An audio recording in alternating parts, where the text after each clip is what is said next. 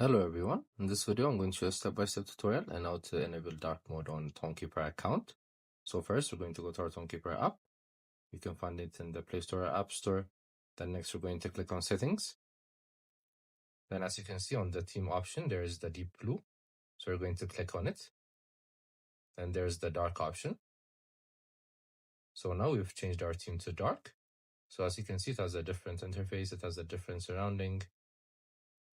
So for those of you who like the darker mode of an app, you can use this tutorial to change your Tonkeeper account theme. So it's an easy tutorial.